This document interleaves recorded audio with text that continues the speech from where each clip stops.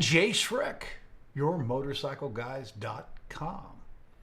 I get this question a lot because of the amount of time that I spent in the finance department.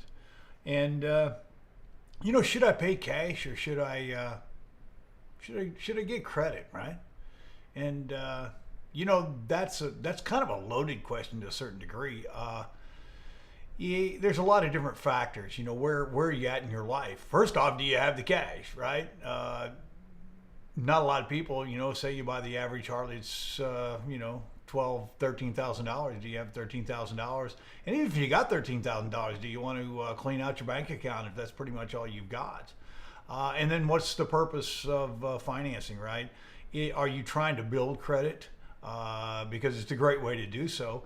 Another great thing, even if you have the finances of the cash available to you, is that if you're trying to build your credit even a little stronger, as long as you keep that note for 1 year, it can definitely help you build a stronger credit bureau because, a motorcycle is a recreational vehicle, right?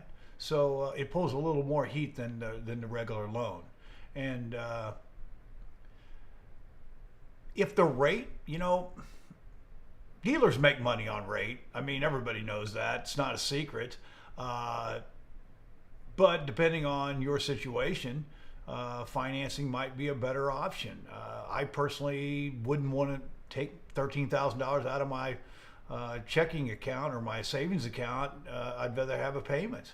And then at any point when I decided, one thing I also make sure is that is there any penalty for early payoff? So if I have money in the bank and I decide to pay this off because I just get tired of making the payment, is there any penalty for it? And with most manufacturers, and that's a great question to ask your finance guy, is there any penalty for early payoff?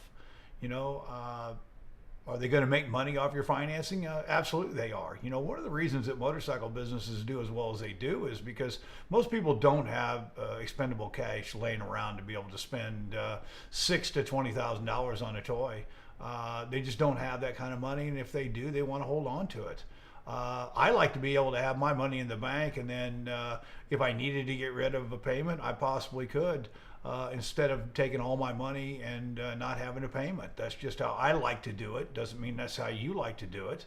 It's a great way to continue to build your credit, and as long as there's no early payoff for early payoff, there's no penalty for that. Why not? Why not use the manufacturer's money? And a lot of times they have great rebates. So, if you've got a ton of money, you just want to lay it down and walk away, there's nothing wrong with that. This is an awesome thing. God love you if you can. Most people can't. If you have the money, it's not a bad deal either. Shop competitive rates, see what your savings and loans got, see what your bank's got. A lot of times they have great financing on recreational vehicles, depending on what time of the year it is, and take advantage of that. But, it's really up to you.